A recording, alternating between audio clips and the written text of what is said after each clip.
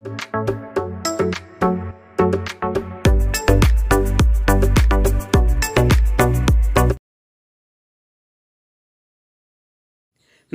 ഏവർക്കും study Nifty മലയാളത്തിന്റെ daily market ന്യൂസിലേക്ക് സ്വാഗതം. ഇന്ന് സെപ്റ്റംബർ 3 ചൊവ്വാഴ്ചയാണ്. ഗ്ലോബൽ മാർക്കറ്റുകളിൽ നിന്ന് തന്നെ ആദ്യം ആരംഭിക്കാം.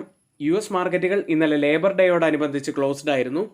ഇപ്പോൾ ട്രേഡിംഗ് നടക്കുന്ന US ഫ്യൂച്ചേഴ്സ് ചെറിയൊരു ഇടിവിലാണ്. ഇന്നലെ ക്ലോസ് ചെയ്ത യൂറോപ്യൻ മാർക്കറ്റുകൾ മിക്സഡ് ആയിട്ടാണ് ക്ലോസ് ചെയ്യുന്നത്. ഇന്ത്യൻ മാർക്കറ്റിലേക്ക് വന്നാൽ ചരിത്രം രചിച്ചാണ് ഇപ്പോൾ നിഫ്റ്റിയും സെൻസെക്സും ഉള്ളത്.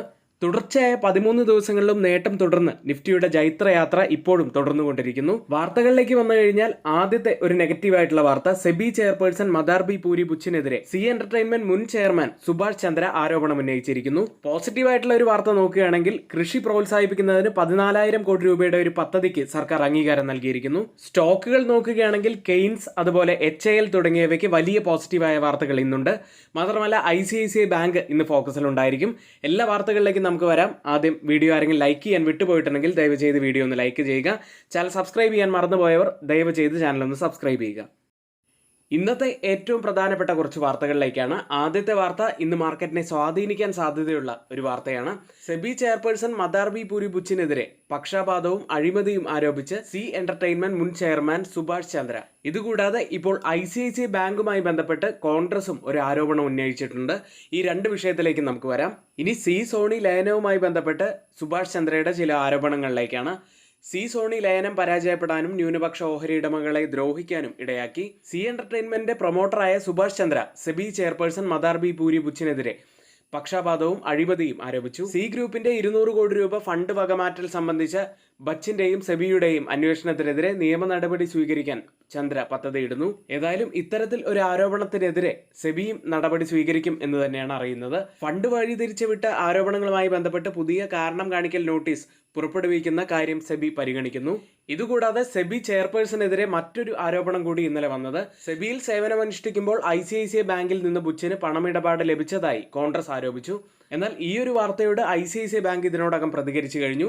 പേയ്മെന്റുകൾ റിട്ടയർമെന്റ് ആനുകൂല്യങ്ങൾ മാത്രമാണ് എന്നവർ പ്രസ്താവിച്ചു കഴിഞ്ഞു. ഏതായാലും വളരെ പ്രധാനപ്പെട്ട ഒരു വാർത്ത തന്നെയായിരുന്നു അത്. ഇതിനോട് മാർക്കറ്റ് എത്തരത്തിലായിരിക്കും പ്രതികരിക്കുക എന്ന് നമുക്ക് കാത്തിരുന്ന് കാണാം. അടുത്തതായി, കാർഷിക മേഖലയെ ഉത്തേജിപ്പിക്കുന്നതിനായി ഏകദേശം 14,000 കോടി രൂപ ബഡ്ജറ്റിൽ 7 പദ്ധതികൾക്ക് സർക്കാർ അംഗീകാരം നൽകി. അതിൽ 2,817 കോടി രൂപയുടെ ഡിജിറ്റൽ അഗ്രികൾച്ചർ മിഷനും കാലാവസ്ഥയെ പ്രതിരോധിക്കുന്ന വിള ശാസ്ത്ര ഗവേഷണത്തിനുള്ള 3,979 കോടി രൂപയുടെ പദ്ധതിയും ഉൾപ്പെടുന്നു. മറ്റു പദ്ധതികൾ നോക്കാം. കാർഷിക വിദ്യാഭ്യാസത്തിനും മാനേജ്മെന്റിനുമായി 2,291 കോടി രൂപ, സുസ്ഥിര കന്നുകാലി ആരോഗ്യത്തിനും ഉൽപാദനത്തിനുമായി 1,702 കോടി രൂപ, സുസ്ഥിര ഹോർട്ടിക്കൾച്ചർ വികസനത്തിന് 1,860 കോടി രൂപ, കൃഷി വിജ്ഞാന കേന്ദ്രത്തിന് 1,202 കോടി രൂപ, പ്രകൃതി വിഭവ പരിപാലനത്തിന് 1,115 കോടി രൂപ. ഇനി വളരെ സുപ്രധാനമായ ഒരു കാര്യമുള്ളത്, ഡിജിറ്റൽ അഗ്രികൾച്ചർ മിഷൻ 110 ദശലക്ഷം കർഷകർക്കായി ആധാറിന് സമാനമായ ഒരു ഡിജിറ്റൽ ID കാർഡ് സൃഷ്ടിക്കും. ഇത് ഡിജിറ്റൽ ക്രെഡിറ്റ് വിതരണം മെച്ചപ്പെടുത്തും. നടപ്പ് സാമ്പത്തിക വർഷത്തിന്റെ അവസാനത്തോടെ 60 ദശലക്ഷം കർഷകർക്ക് അവരുടെ ID കാർഡുകൾ ലഭിക്കുമെന്നാണ് പ്രതീക്ഷിക്കുന്നത്. ഏതായാലും ഈ ഒരു വാർത്ത അഗ്രികൾച്ചർ സെക്ടറിനെ സംബന്ധിച്ച് വളരെ പോസിറ്റീവായ വാർത്ത തന്നെയാണ്. മാത്രമല്ല പല കാര്യങ്ങളും ടെക്നോളജിയുമായി ബന്ധപ്പെട്ട് കിടക്കുന്നതുകൊണ്ട് തന്നെ ടെക്നോളജി ഫേംസിന് ഇത് വളരെ പോസിറ്റീവ് ആവാൻ സാധ്യതയുണ്ട്. മാത്രമല്ല സാറ്റലൈറ്റ് ആൻഡ് GIS കമ്പനീസ്, പ്രത്യേകിച്ച് മാപ്മൈ ഇന്ത്യ, CE ഇൻഫോ സിസ്റ്റംസ് തുടങ്ങിയ കമ്പനികൾക്ക് പോസിറ്റീവ് ആവാൻ സാധ്യതയുണ്ട്. ഈ വാർത്തയുമായി ബന്ധപ്പെട്ട് കുറച്ച് സാധ്യതയുള്ള കമ്പനികളും സെക്ടറുകളുടെ പേരും പറഞ്ഞു എന്ന് മാത്രം. ഇതൊരിക്കലും റെക്കമെൻഡേഷൻ അല്ല, എഡ്യൂക്കേഷൻ പർപ്പസിന് വേണ്ടി മാത്രമാണ് ഇവിടെ ഷെയർ ചെയ്യുന്നത്. മറ്റൊരു മുഖ്യമായ വാർത്തയുള്ളത് കെയ്ൻസ് ടെക്നോളജീസുമായി ബന്ധപ്പെട്ടതാണ്. കെയ്ൻസ് ടെക്നോളജിയുടെ ഉപസ്ഥാപനമായ കെയ്ൻസ് സെമികോണിന് ഗുജറാത്തിലെ സാനന്ദയിൽ 3,307 കോടി രൂപയുടെ അർദ്ധചാലക അസംബ്ലി ആൻഡ് ടെസ്റ്റ് യൂണിറ്റിന് അനുമതി ലഭിച്ചു. അപ്പോൾ കെയ്ൻസുമായി ബന്ധപ്പെട്ട് വളരെ പോസിറ്റീവായിട്ടുള്ള ഒരു വാർത്ത തന്നെയാണിത്. പ്രധാനപ്പെട്ട കുറച്ച് സ്റ്റോക്ക് ന്യൂസുകൾ നോക്കാം. ആദ്യം ഹിന്ദുസ്ഥാൻ എയറോനോട്ടിക്സ് ലിമിറ്റഡ് ആണ്, HAL.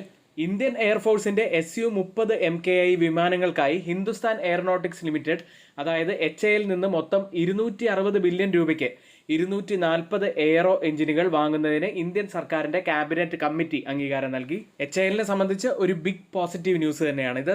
മറ്റൊരു വാർത്ത ICICI ബാങ്കുമായി ബന്ധപ്പെട്ടതാണ്. അടുത്തത് ഇൻഡോസ്റ്റാർ ക്യാപിറ്റൽ ഫിനാൻസ് ആണ്. 300 കോടി രൂപ വരെ മൂല്യമുള്ള നോൺ കൺവേർട്ടബിൾ ഡിബഞ്ചറുകളുടെ പബ്ലിക് ഇഷ്യൂ കമ്പനി പ്രഖ്യാപിച്ചിരിക്കുന്നു. മറ്റൊരു വാർത്തയുള്ളത് അൾട്രാടെക് സിമെന്റുമായി ബന്ധപ്പെട്ടതാണ്. കമ്പനി ഒക്ടോബർ 21 Q2 ഫലങ്ങൾ പരിഗണിക്കും. അടുത്ത company Medi Assist health care services ആണ്. Promoter Bessemer India Capital Holdings 2 limited ഒരു ബ്ലോക്ക് ഡീലിലൂടെ മെഡി അസിസ്റ്റിന്റെ 540 കോടി രൂപയുടെ ഓഹരികൾ വിൽക്കാൻ സാധ്യതയുണ്ട് എന്ന് CNBC ആവാസ് റിപ്പോർട്ട് ചെയ്യുന്നു. അടുത്തത് മുത്തൂറ്റ് ഫിനാൻസ് ആണ്. മൈക്രോ ഫിനാൻസ് അനുബന്ധ സ്ഥാപനമായ ബെൽസ്റ്റാർ മൈക്രോ ഫിനാൻസ് അതിന്റെ IPO ആരംഭിക്കുന്നതിന് മാർക്കറ്റ് റെഗുലേറ്റർ സെബിയിൽ നിന്ന് അനുമതി ലഭിച്ചു.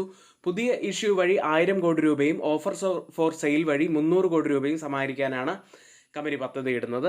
അടുത്തത് ലെമൺ ട്രീ ഹോട്ടൽസ് ആണ്. ഗുജറാത്തിലെ ഗിഗിൽ 80 മുറികളുള്ള ഹോട്ടൽ പ്രോപ്പർട്ടിക്ക് കമ്പനി ലൈസൻസ് കരാർ ഒപ്പുവെച്ചു. അടുത്തത് matrimony.com ആണ്. കമ്പനി ബൈബാക്കിന്റെ കാര്യങ്ങൾ തീരുമാനിക്കുന്നതിനായി ബോർഡ് സെപ്റ്റംബർ 5-ന് യോഗം ചേരും. ഇന്ന് F&O സെഗ്മെന്റിൽ ബാനായ സ്റ്റോക്കുകൾ ബൽറാംപൂർ ചിനി മിൽസ്, ഹിന്ദുസ്ഥാൻ കോപ്പർ എന്നിവയാണ്. ഇനി നിങ്ങൾക്ക് വളരെ പ്രധാനപ്പെട്ട നമ്മുടെ ലൈവ് സെഷനെ കുറിച്ച് പറയാം. രാവിലെ 11 മണി മുതൽ 3:30 വരെയാണ് ലൈവ് ഉണ്ടായിരിക്കുക. ഒരുപാട് കാര്യങ്ങൾ നമുക്ക് പഠിക്കാൻ പറ്റുന്ന ഒരു അവസരമാണ്. എല്ലാവരും അത് വിനിയോഗിക്കാൻ ശ്രമിക്കുക. ഇനി ഒരു പക്ഷേ നിങ്ങൾക്ക് ലൈവ് കാണാൻ സാധിക്കുന്നില്ല, രാവിലെ 11 മണി മുതൽ നിങ്ങൾ ജോലി തിരക്കിലൊക്കെ ആണ് എന്നുണ്ടെങ്കിൽ വിഷമിക്കേണ്ട കാര്യമില്ല. സ്റ്റുഡൻസിന് ഞങ്ങളുടെ എഡ്യൂക്കേഷൻ ടെലഗ്രാം ചാനലിൽ ജോയിൻ ചെയ്യാം. തൊട്ട് മുകളിൽ ഇവിടെ ഒരു വാട്സപ്പ് നമ്പർ നൽകിയിട്ടുണ്ട്. ആ നമ്പറിൽ മെസ്സേജ് അയച്ചതിന് ശേഷം നിങ്ങൾക്ക് ഞങ്ങളുടെ എഡ്യൂക്കേഷൻ ടെലഗ്രാം ചാനലിൽ ജോയിൻ ചെയ്യാവുന്നതാണ്.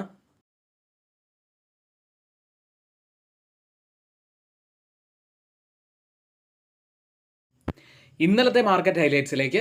തുടർച്ചയായ 13ാമത്തെ ദിവസവും നിഫ്റ്റിയും സെൻസെക്സും പോസിറ്റീവിലാണ് ക്ലോസ് ചെയ്യുന്നത്. തുടർച്ചയായ 13 ദിവസം നേട്ടം എന്നത് ചരിത്രത്തിൽ ഇടം നേടിയിരിക്കുന്ന ഒരു സംഭവം തന്നെയാണ്. ഇന്നലെ ഇൻഡെക്സുകളിൽ മിഡ് ക്യാപ്പ് ആണ് ഇടിഞ്ഞത്. സ്റ്റോക്കുകളിൽ ബജാജ് ഹൗസിംഗ് ഫിനാൻസ് IPOയുമായി ബന്ധപ്പെട്ട് ബജാജ് ഫിനാൻസും ബജാജ് ഫിൻസർവും നേട്ടം തുടരുന്നു. ഓട്ടോ സെയിൽസ് ഡാറ്റയ്ക്ക് ശേഷം ഹീറോ മോട്ടോകോർപ്പ്, ബജാജ് ഓട്ടോ എന്നിവ 2% ഉയർന്നു. ടാറ്റ മോട്ടോഴ്സ്, അശോക് ലൈലാൻഡ് എന്നിവ ഇടിയുകയുണ്ടായി. ഓഗസ്റ്റ് മാസം പ്രൊഡക്ഷൻ കുറഞ്ഞതിനെ തുടർന്ന് കോളിന്റെ 1% ഇടിഞ്ഞു. CGR കേസ് അപ്ഡേറ്റിനെ തുടർന്ന് ഇൻഡസ് ടവേഴ്സും വോഡാഫോൺ ഐഡിയയും 4% ഇടിഞ്ഞു. ഓല ഇലക്ട്രിക് തുടർച്ചയായ 7ാമത്തെ ദിവസവും ഇടിഞ്ഞു. ഇതോടെ ഓൾ ടൈം ഹൈയിൽ നിന്നും ഏകദേശം 27% കുറഞ്ഞ ദിവസം കൊണ്ട് സ്റ്റോക്ക് ഇടിഞ്ഞത്. നിഫ്റ്റിയിലേക്ക് 25,278-ൽ 42 പോയിന്റ്സ് ഉയർന്നാണ് നിഫ്റ്റി ഇന്നലെ ക്ലോസ് ചെയ്യുന്നത്. ഓപ്പണിംഗിൽ 25,333 എന്ന പുതിയ ഓൾ ടൈം ഹൈ ടച്ച് ചെയ്തെങ്കിലും സസ്റ്റെയിൻ ചെയ്യാൻ സാധിച്ചില്ല. പിന്നീട് അവിടെ നിന്നും താഴേക്ക് വരുന്ന ഒരു കാഴ്ച കണ്ടു. അതായത് ഹെവി കോൾ റൈറ്റിംഗ് ആയിരുന്നു 25,300-ൽ നമുക്ക് കാണാൻ സാധിച്ചത്. അതുകൊണ്ട് തന്നെ 25,300 വളരെ പ്രധാനപ്പെട്ട ഒരു ലെവൽ തന്നെയാണ്. അത് കഴിഞ്ഞാൽ അപ്സൈഡിൽ 25,500 വളരെ പ്രധാനപ്പെട്ട ഒരു ലെവലാവാനുള്ള സാധ്യതയുണ്ട്. ഇനി ഡൗൺ സൈഡ് പരിശോധിക്കുകയാണെങ്കിൽ 25,210 മുതൽ 25,120 വരെയുള്ള ലെവലുകൾ പ്രധാനപ്പെട്ടതാവാൻ സാധ്യതയുണ്ട്. കാരണം പ്രധാനപ്പെട്ട 20-40 EMAകൾ വരുന്നത് ഈ ഒരു ലെവലുകളിലാണ്. നിഫ്റ്റിയുടെ ആ ഒരു മൂവ്മെന്റ് ശ്രദ്ധിച്ചു കഴിഞ്ഞാൽ നമുക്ക് അറിയാൻ കഴിയുന്നത് വളരെ പതുക്കെയുള്ള മൂവ്മെന്റ് ആണ് കഴിഞ്ഞ 13 ദിവസമായിട്ടും ഉണ്ടായത്. അതായത് അഗ്രസീവ് ആയിട്ടുള്ള മൂവ്മെന്റ് അല്ല നിഫ്റ്റിയിൽ ഇപ്പോൾ കാണുന്നത്. എന്നിരുന്നാലും നിഫ്റ്റി ഇപ്പോൾ നല്ലവണ്ണം മൂവ് ചെയ്ത് കഴിഞ്ഞു. അതുകൊണ്ട് തന്നെ ചെറിയ ഡിപ്സ് ഒക്കെ നമുക്ക് ഇനി പ്രതീക്ഷിക്കാവുന്നതാണ്. കൂടുതൽ ഓപ്പൺ ഇൻട്രസ്റ്റ് റൈറ്റ് ചെയ്ത കോൾ സൈഡിലെയും പുട്ട് സൈഡിലെയും സ്ട്രൈക്കുകളിലേക്കാണ്. ആദ്യം കോൾ സൈഡിൽ 26,000-ലാണ് കൂടുതൽ ഓപ്പൺ ഇൻട്രസ്റ്റ് രേഖപ്പെടുത്തിയിരിക്കുന്ന ആദ്യത്തെ സ്ട്രൈക്ക് ഉള്ളത്. അതിനുശേഷം 25,300 സ്ട്രൈക്കിലും അതിനുശേഷം 25,700 സ്ട്രൈക്കിലുമാണ്. പുട്ട് സൈഡിൽ കൂടുതൽ ഓപ്പൺ ഇൻട്രസ്റ്റ് രേഖപ്പെടുത്തിയിരിക്കുന്ന ആദ്യത്തെ സ്ട്രൈക്ക് 25,000-ആണ്. അതിനുശേഷം 24,500 സ്ട്രൈക്കും അതിനുശേഷം 24,800 സ്ട്രൈക്കിലുമാണ്. അപ്സൈഡിൽ ഒരു ഇമീഡിയറ്റ് റെസിസ്റ്റൻസ് ആവാൻ സാധ്യതയുള്ളത് നമ്മൾ പറഞ്ഞ 25,300 സ്ട്രൈക്ക് തന്നെയാണ്. സപ്പോർട്ട് ആവാൻ സാധ്യതയുള്ളത് 25,000. അടുത്തതായി change in open interest data പ്രകാരം പ്രധാനപ്പെട്ട സ്ട്രൈക്കുകളിൽ കോൾ സൈഡിലും പുട്ട് സൈഡിലും വന്ന വ്യത്യാസങ്ങൾ പരിശോധിക്കാം. ആദ്യം 25,300 സ്ട്രൈക്കിൽ 51% വർധനവാണ് പുട്ട് സൈഡിൽ കാണുന്നത്. ഒരു ലോങ് ബിൽഡപ്പ് ആണത്. എന്നാൽ 117% വർധനവാണ് കോൾ സൈഡിൽ കാണുന്നത്. ഒരു ഷോർട്ട് ബിൽഡപ്പ് ആ സ്ട്രൈക്കിൽ കാണാം. അടുത്തത് 25,250 സ്ട്രൈക്കിൽ 8% ഇടിവ്, ഒരു ലോങ് അൺവൈൻഡിങ് ആണ് ആ സ്ട്രൈക്കിൽ നടക്കുന്നത് പുട്ട് സൈഡിൽ. എന്നാൽ കോൾ സൈഡിൽ 57% വർധനവ്, ഒരു ഷോർട്ട് ബിൽഡപ്പും കാണാം. അടുത്തതായി 25,350 സ്ട്രൈക്കിൽ 1% വർധനവ് മാത്രമാണ് പുട്ട് സൈഡിലുള്ളത്. ഒരു വളരെ ചെറിയ ഒരു ലോങ് ബിൽഡപ്പ് മാത്രമാണത്. എന്നാൽ കോൾ സൈഡിൽ 179% ശക്തമായ ഷോർട്ട് ബിൽഡപ്പും കാണാം. അടുത്തതായി ഡെയിലി ക്യാൻഡിലാണ്. ചെറിയ ലോവർ വിക്കോട് കൂടിയ ഒരു ബിയറിഷ് ക്യാൻഡിലാണ് ഡെയിലി ചാർട്ടിൽ ഫോം ആയിരിക്കുന്നത്. ബാങ്ക് നിഫ്റ്റിയിലേക്ക് 51,439-ൽ 88 പോയിന്റ്സ് ഉയർന്നാണ് ബാങ്ക് നിഫ്റ്റി ക്ലോസ് ചെയ്യുന്നത്. ഇന്നലെയും ബാങ്ക് നിഫ്റ്റി ഒരു നാരോ റേഞ്ചിലാണ് ട്രേഡ് ചെയ്തിരുന്നത്. 51,250-നും 51,750-നും ഇടയിൽ തന്നെയാണ് ബാങ്ക് നിഫ്റ്റി ഇപ്പോഴും ഉള്ളത്. അപ്സൈഡിൽ 52,000 പ്രധാനപ്പെട്ട ഒരു ലെവൽ തന്നെയാണ്.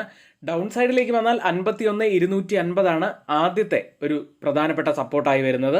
അതിനുശേഷം 51,000 പ്രധാനപ്പെട്ട ഒരു ലെവൽ തന്നെയാണ് ബാങ്ക് നിഫ്റ്റിയെ സംബന്ധിച്ച്. മാക്സിമം ഓപ്പൺ ഇൻട്രസ്റ്റ് രേഖപ്പെടുത്തിയ ബാങ്ക് നിഫ്റ്റിയുടെ കോൾ സൈഡിലെയും പുട്ട് സൈഡിലെയും സ്ട്രൈക്കുകൾ ആദ്യം 51,500 കൂടുതൽ ഓപ്പൺ ഇൻട്രസ്റ്റ് രേഖപ്പെടുത്തിയിരിക്കുന്ന ആദ്യത്തെ സ്ട്രൈക്ക് ഉള്ളത്. അതിനുശേഷം 52,000 സ്ട്രൈക്കും അതിനുശേഷം 53,000 സ്ട്രൈക്കുമാണ്. പുട്ട് സൈഡിൽ കൂടുതൽ ഓപ്പൺ ടെസ്റ്റ് രേഖപ്പെടുത്തിയിരിക്കുന്ന ആദ്യത്തെ സ്ട്രൈക്ക് 51,000 അതിനുശേഷം 51,500 സ്ട്രൈക്കും അതിനുശേഷം 50,000 സ്ട്രൈക്കുമാണ്. ഓപ്പൺ ഇൻട്രസ്റ്റ് ഡാറ്റ പ്രകാരം ഒരു റെസിസ്റ്റൻസ് ആവാൻ സാധ്യതയുള്ളത് 51,500 സപ്പോർട്ട് ആവാൻ സാധ്യതയുള്ളത് 51,000 ഇന്ത്യ വിക്സിലേക്ക് തുടർച്ചയായ 2 ദിവസത്തെ ഇടിവിന് ശേഷം ഇന്ത്യ വിക്സ് ഉയർന്നു. 14.06-ൽ 4.98% ഉയർന്നാണ് ഇന്ത്യ വിക്സ് ഇന്നലെ ക്ലോസ് ചെയ്യുന്നത്. ഗ്ലോബൽ മാർക്കറ്റ് സെഗ്മെന്റിൽ ആദ്യം FIDA ആക്ടിവിറ്റിയാണ്. FIS തുടർച്ചയായ ദിവസങ്ങളിൽ ബൈയിങ് മോഡിൽ തന്നെയാണ്. 1,735 കോടി രൂപയ്ക്കാണ് ഇന്നലെ ബൈ ചെയ്ത്. DIs ആവട്ടെ 356 കോടി രൂപയ്ക്ക് ബൈ ചെയ്തു. വെറും 3 ദിവസം കൊണ്ട് മാത്രം FIS 10,000 കോടി രൂപയ്ക്ക് മുകളിൽ ക്യാഷ് മാർക്കറ്റിൽ ബൈ ചെയ്ത് കഴിഞ്ഞു. US മാർക്കറ്റിലേക്ക് മാർക്കറ്റുകൾ ലേബർ ഡേയോടനുബന്ധിച്ച് ഇന്നലെ ക്ലോസ്ഡ് ആയിരുന്നു. ഓഗസ്റ്റ് മാസത്തിലേക്ക് വന്നാൽ നല്ല നേട്ടമായിരുന്നു US മാർക്കറ്റുകളിൽ കാണാൻ കഴിഞ്ഞത്. S&P 500 2.3% ഉയർന്നത്. ഇത് തുടർച്ചയായ നേട്ടം നിലനിർത്തുന്ന 4ാമത്തെ മാസം കൂടിയാണ് S&P 500നെ സംബന്ധിച്ച്. ഡൗ ജോൺസ് 1.8% ഉയർന്നു. നാസ്ഡാക്ക് 0.7% ഉയർന്നു. US ഈ ആഴ്ച കുറച്ച് ഡാറ്റകളൊക്കെ വരുന്നുണ്ടെങ്കിലും വളരെ പ്രധാനപ്പെട്ട ഡാറ്റയായിട്ട് നമുക്ക് കാണാൻ കഴിയുന്നത് ലേബർ ഡിപ്പാർട്ട്മെന്റിന്റെ ഓഗസ്റ്റ് മാസത്തെ ജോബ്സ് റിപ്പോർട്ട് തന്നെയാണ്. വെള്ളിയാഴ്ചയാണ് ഡാറ്റ പുറത്തു വരിക. യൂറോപ്യൻ മാർക്കറ്റിലേക്ക് സെപ്റ്റംബർ മാസത്തെ ആദ്യ ട്രേഡിംഗ് ദിവസം ഫ്ലാറ്റായ രീതിയിലാണ് യൂറോപ്യൻ മാർക്കറ്റുകൾ ക്ലോസ് ചെയ്യുന്നത്. UK മാർക്കറ്റ് FTSE 0.16% ഇടിവിലും ജർമ്മൻ മാർക്കറ്റ് ഡാക്സ് 0.13% നേട്ടത്തിലും ഫ്രാൻസ് മാർക്കറ്റ് CAC 0.20% നേട്ടത്തിലുമാണ് ക്ലോസ് ചെയ്യുന്നത്. സ്റ്റോക്ക് 600 0.04% ഇടിയുകയും ചെയ്തു. റീറ്റെയിൽ സ്റ്റോക്കുകൾ 0.77% ഇടിയുകയാണ് ഉണ്ടായത്. ടെലികോം സെക്ടറുകൾ 0.78% നേട്ടമുണ്ടാക്കി. ഇപ്പോൾ ട്രേഡിംഗ് ആരംഭിച്ച യൂറോപ്യൻ മാർക്കറ്റിന്റെ ഫ്യൂച്ചേഴ്സ് ഡാക്സ് 0.03% നേട്ടത്തിലാണ്. CAC ഒരു മ്യൂട്ടഡ് അവസ്ഥയിലും FTSE 0.04% ഇടിവിലുമാണ് ട്രേഡ് ചെയ്യുന്നത്. US മാർക്കറ്റിന്റെ ഫ്യൂച്ചേഴ്സ് ഇപ്പോൾ നെഗറ്റീവിലാണ് ട്രേഡ് ചെയ്യുന്നത്. ഏഷ്യൻ മാർക്കറ്റുകളിലേക്ക് ഏഷ്യൻ മാർക്കറ്റിൽ ഇന്ന് നമുക്ക് ഫോക്കസിലുള്ളത് സൗത്ത് കൊറിയ തന്നെയാണ്. ഹെഡ്ലൈൻ ഇൻഫ്ലേഷൻ 42 മാസത്തെ ഏറ്റവും താഴ്ന്ന നിലയിലെത്തിയിരിക്കുന്നു.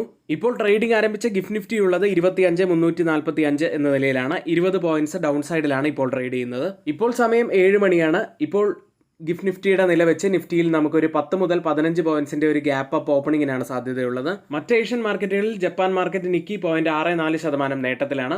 തായ്വാൻ മാർക്കറ്റ് ഒരു മ്യൂട്ടഡ് അവസ്ഥയിലും കോസ്പി മാർക്കറ്റും ഒരു മ്യൂട്ടഡ് അവസ്ഥയിലാണ്. സിംഗപ്പൂർ മാർക്കറ്റ് 0.41% നേട്ടത്തിൽ ഇപ്പോൾ ട്രേഡ് ചെയ്യുന്നു.